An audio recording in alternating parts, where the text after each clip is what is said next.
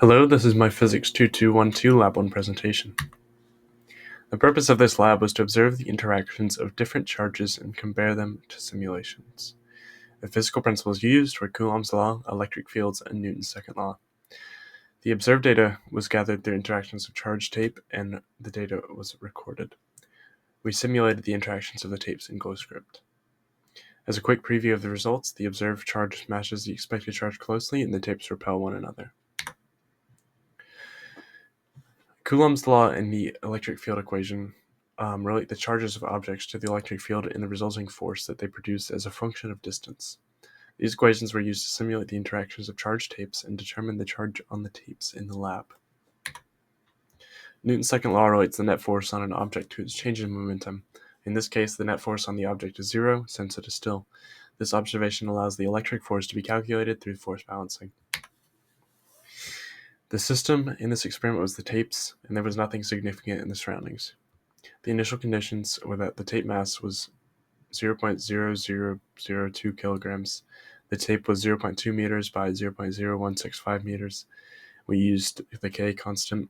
The proton charge was 1.6 times 10 to the negative 19th coulomb, and distance between the tapes was 0.017 meters. In this experiment, one charge tape was held across a gap and another charge tape was held under it at a distance of 0.017 meters.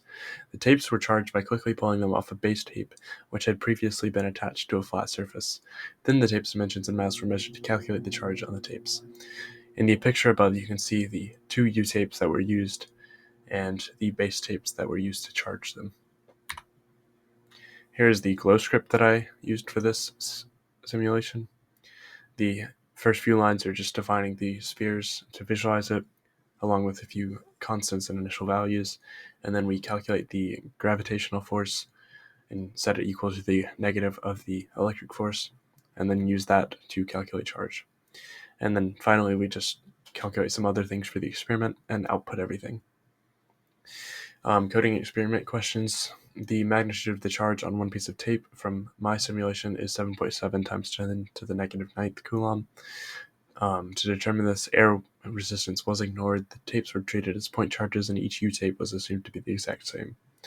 The gravitational force on the tape was negative 0.0019 in the y-hat direction, and the electric force was the opposite of that.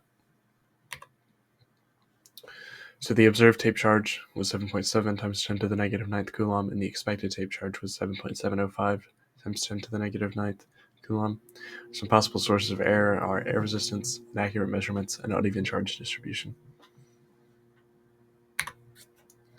What if electrons had a positive charge and protons had a negative charge? Well, the tapes would still repel each other due to having like charges. The tapes would both have a negative charge due to the deficit of electrons. The forces and interactions of the tape would remain the same. Why is it important to handle the charge tapes as little as possible? Handling the charge tapes reduces the charge on each tape as electrons are distributed across the surfaces that the charged tapes are in contact with.